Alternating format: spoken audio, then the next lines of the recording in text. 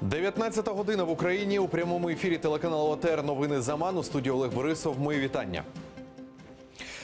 Володимир Путін дав прямий наказ анексувати Крим в ніч з 22 на 23 лютого 2014 року. Про це на допиті в суді у справі про держзраду Віктора Януковича розповів екс-депутат Російської Держдуми Ілля Пономарьов. Більше того, за його словами, план захопити українську територію виник на емоціях. Олена Стецюк продовжить. Єдиний, хто проголосував проти приєднання Криму до складу Російської Федерації після псевдореферендуму, тодішній депутат Держдуми Ілля Пономарьов. Сьогодні свідчить в Оболонському суді. Він заявив, в ніч на 23 лютого на вузькій нараді Владимир Путін особисто ухвалив рішення щодо анексії Криму. Путін чуть було не попав в авіакатастрофу в Сочі. На вертольоті була там жорстка посадка у нього, і він це воспринял як покушення. Попытка покушения с участием иностранных спецслужб. И в этот же день состоялось, там, как известно, бегство Януковича, поэтому у него было такое настроение, что вокруг заговор. Пряма анексія буде незаконною, вважали учасники наради. Тим не менш, Путін наполіг. І 23 лютого процедуру по анексії півострова запустили, каже Пономарьов. Міністру оборони Сергію Шойгу доручив забезпечити військову частину операції, а раднику Путіна Владиславу Суркову – політичну. А спиратися у питанні анексії вирішили на Сергія Аксьонова, бо, мовляв, пов'язаний з кримінальними авторитетами та має силовий ресурс. В качестве основной противостоящей силы назывались крымские татары. И считалось, что только Аксьонов был в состоянии им силовым образом противостоять.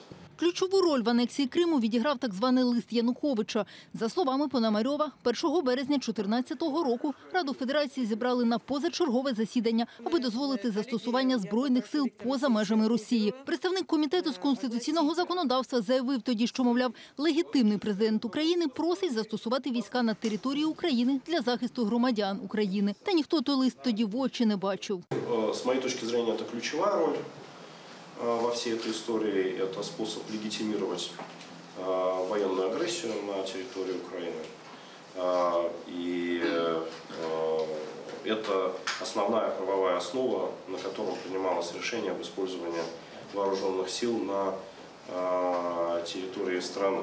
Росія почала втручатися у справи України ще у вересні 2013 року, розповів Пономарьов. І заявив, Росія навіть підкупила Януковича, аби схилити його на свій бік під час Майдану. Посередником був син президента-втікача Олександр. А схема – купівля Росією українських державних облігацій за дисконтом. Таким чином, стверджує Пономарьов, родина Януковича отримала вигоду у $1 мільярд.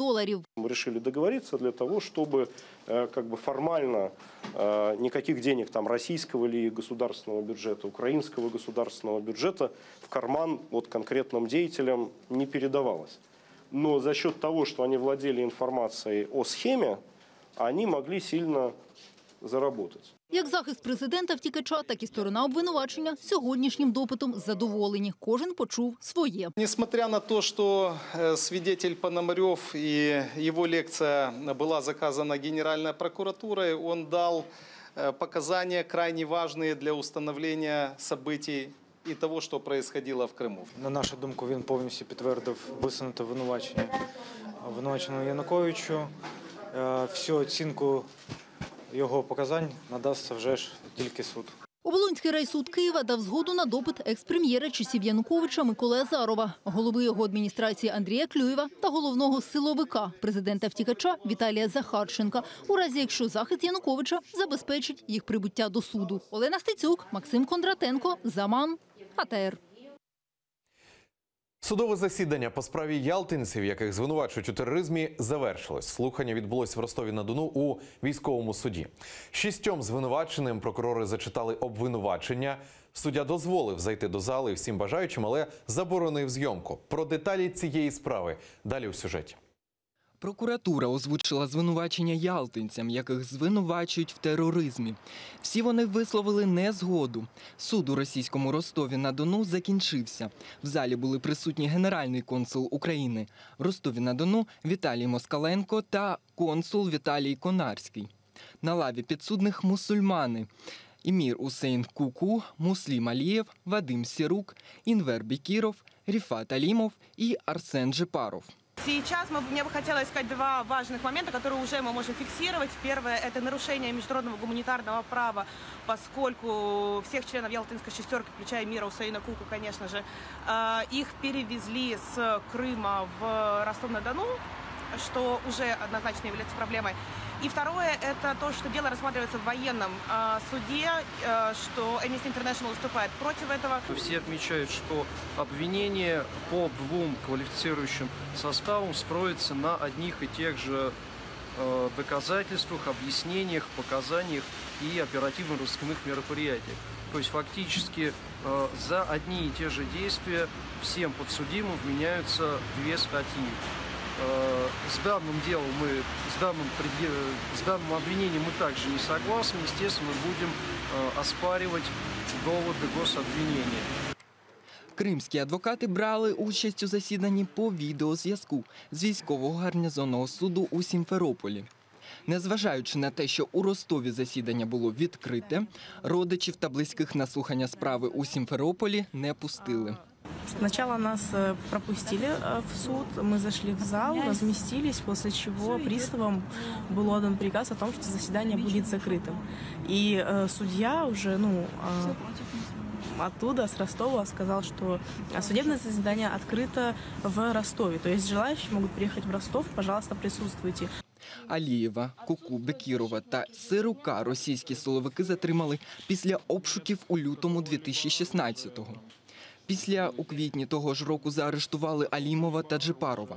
А потім справи 6 затриманих кримчан об'єднали в одну – так звану Ялтинську. Майже 2 роки чоловіків тримають у СІЗО. Раміль Єнікеєв, Заман АТР.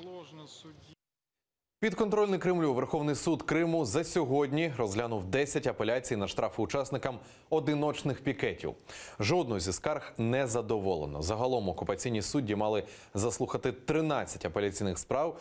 Розглядати скарги учасників одиночних пікетів почали 2 тижні тому. І поки що жодного з пікетувальників не виправдали.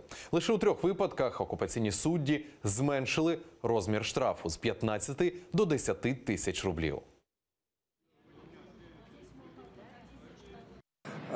Массовые аресты наших соотечественников, среди которых был отец 13 детей, который занимался парниками.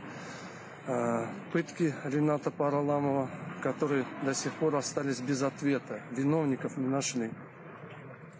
Это все просто-напросто не могло меня оставить равнодушным. И я решил выйти на одиночный пикет, выразить свою мысль. У меня сегодня было 3 дела у одного судьи, такое ощущение, как будто он просто читал одно и то же. Не ощущение, а так и было. Как будто бы с одного листка. Только менял фамилию, имя, время, не время, а место проведения данного, мероприятия, и все. А так, в принципе, одно и то же. На одиночні пікети кримці вийшли торік у жовтні у відповідь на чергову хвилю репресій. Така форма протесту дозволена російськими законами. Утім, окупаційні силовики розцінили акцію як добре зорганізований масовий мітинг, бо одночасно по всьому Криму на протести вийшли більше сотні людей. Загальна сума штрафів, призначена так званими судами, сягнула майже 1 мільйон рублів.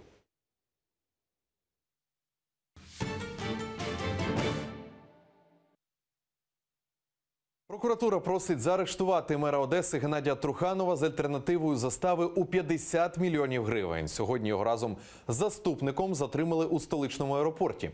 Учора НАБУ оголосило підозру меру Одеси та ще 3 посадовцям мерії за статтею про привласнення майна.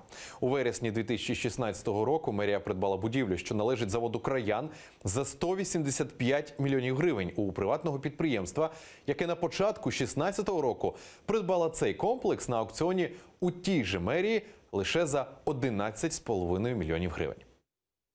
5 – це службові посадові особи Одеської міської ради, керівник і засновник одного підприємства, адвокат за професією і особа, яка представляє інтереси іншого підприємства, і оцінювач, який здійснював оцінку вказаних приміщень.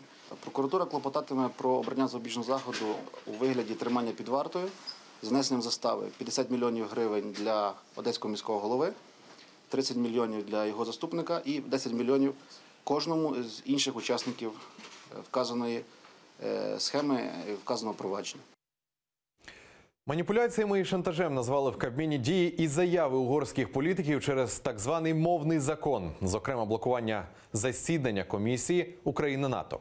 Сьогодні Кабмін затвердив законопроект про внесення змін до закону про освіту, який передбачає продовження перехідного періоду для так званої мовної статті закону з 2020 на 2023 рік.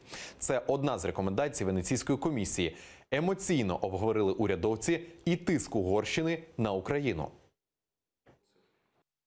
Ми рухаємося виключно відповідно до рекомендацій Венеційської комісії. В чому полягають маніпуляції і шантаж з боку Угорщини, яка блокує засідання Україна-НАТО?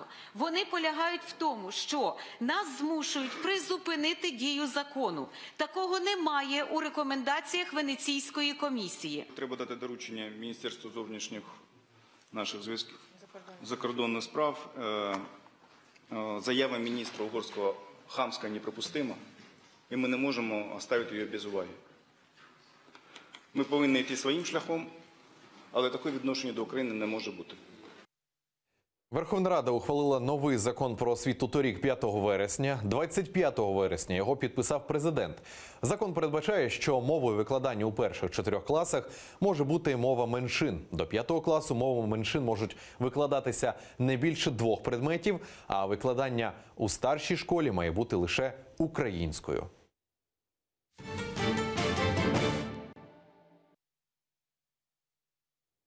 Російські незалежні журналісти, а також група розслідувачів Conflict Intelligence Team щодня дізнаються про військових з найманців Вагнера, які загинули під час удару американської авіації в Сирії.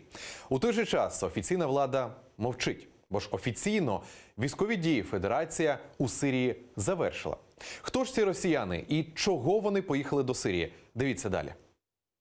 7 лютого американські військові та союзники розбили колону російських найманців з приватної військової компанії «Вагнера». Ті найпевніше рухались, аби захопити нафтопереробний завод, який нині контролюють повстанці. Те, що під вогнем росіяни, американці не знали. Голова Центрального командування ВПС США Джефрі Харріган на телеконференції з Катара розповів, під час бою їхня головна задача була самооборона. Ми негайно зв'язалися з російськими офіційними особами, аби попередити про напад на відому позицію сирійських демократичних сил та коаліції. Після цих дзвінків офіційні особи коаліції погодили удари з метою знищення ворожих сил. Американські військові спершу нанесли артилерійський удар, а потім відкрили стрілянину з 4 вертольотів. Скільки точно загинуло, достеменно невідомо. Російська сторона мовчить. За непідтвердженими даними, жертв від 200. В одной роте выпить 200 человек, у 200 сразу же. В другой 10 человек. И вот про третью не знаю, но там тоже растрепали очень сильно вообще. Вот, короче, 3 роты пострадало. Вот, били пиндосы. Сначала артой накрыли, вот, а потом подняли 4 вертушки и в карусель запустили. Незалежні розслідувачі з Conflict Intelligence Team на своїй сторінці у Фейсбук публікують світлини найманців з приватної військової компанії «Вагнера», які і загинули в Сирії. Географія майже вся Росія. Більшість з них об'єднує те, що раніше вони воювали на боці бойовиків на українському Донбасі. А це інтерв'ю ще одного знищеного росіянина Кирила Ананьєва. Зізнається, воював на боці сепаратистів і на Донбасі. Я думал, в Сирии вот именно вот эта военная задача. То есть тебя война затянула, да? Да, как обучение. То есть очень многие люди ездят по войнам.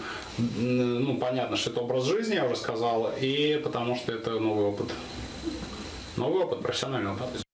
Це вдова 38-річного Станіслава Матвієва Олена. Офіційно про смерть чоловіка їй ніхто не сказав. Що з ним, вона не знає. Спокійно розповідає, чоловік був на боці сепаратистів в Україні. Далі поїхав до Сирії. Те, що чоловік загинув, дізналася від козачого атамана. Де тіло – не знає. До родичів за генетичним матеріалом ніхто не звертався. Про компенсацію жінка не думає.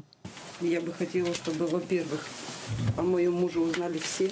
Не только о моем муже, вообще пацаны, которые там погибли, вот так вот просто тупо, дико как-то это все. Куда их послали, почему и вообще никакой у них даже защиты не было, просто их как свиней отправили на бой. И, ну, чтобы правительство так как-то отомстило, я не знаю, чтобы пацаны эту память как-то... Про вантаж 200 офіційна Москва мовчить, бо ж їх там просто нема. Тим часом критики російської офіційної політики твердять, мовчання російських ЗМІ про загибель росіян та знищення техніки – це кінець міфів, що росіяни воюють краще всіх і що своїх вони не кидають. Вероніка Іващенко, Заман, АТР.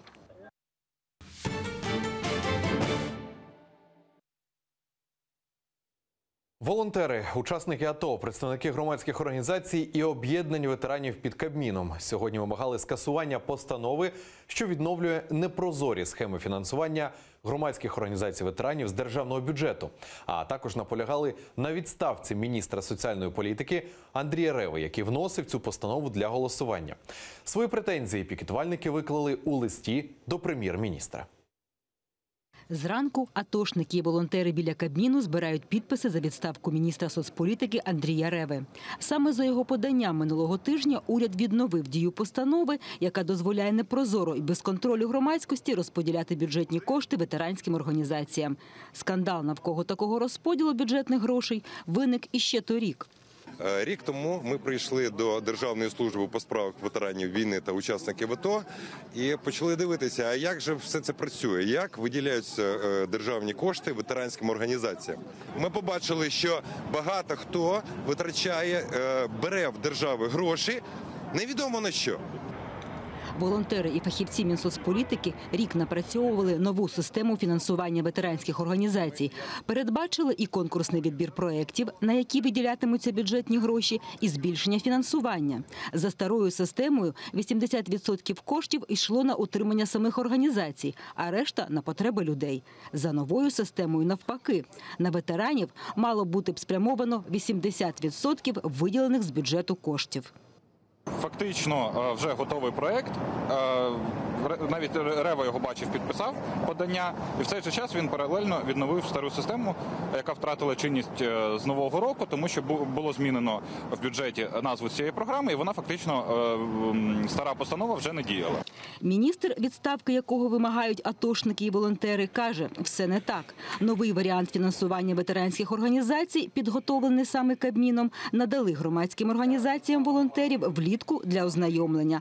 А вони буцімто не дійшли згоди щодо змісту документу. Поновлення ж старої постанови пояснив необхідністю терміново виділити кошти до річниці виведення військ. Звернулися афганські організації в зв'язку з тим, що якщо ми запустимо зараз ці процедури, протягом 2 місяців ми не зможемо фінансувати ці організації. І сьогодні ми приймаємо нову постанову, яка вводить конкурсний відбір. Хоч міністр і наголосив на тимчасовій дії старої постанови, він не зазначив, скасують її чи ні одночасно із затвердженням нового порядку. Активісти вже пообіцяли звернутися до суду, щоб у судовому порядку відмінити старий документ. Якщо не вийде, планують звертатися до президента. Ми обов'язково дійдемо і до, мабуть, нашого верховного головнокомандувача, який є, по суті, має захищати права своїх солдатів. Вікторія Бойко, Микита Проскурін, Заман, АТР.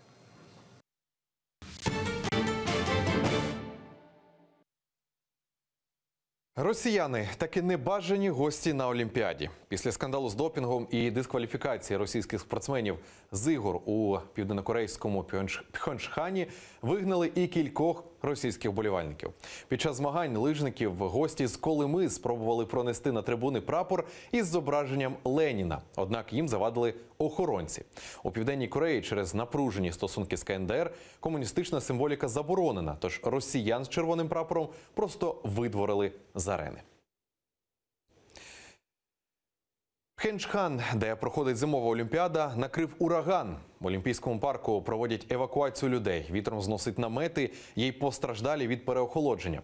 А також одну людину зачепило конструкцію, яку зірвав ураган. Причому швидкість вітру продовжує посилюватись. Людей просять не виходити на вулицю, а змагання переносять на завтра.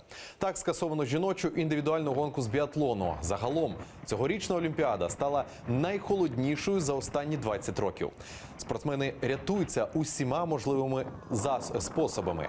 Користуються спеціальними зігріваючими наклейками для обличчя та вдягаються у термоодяг.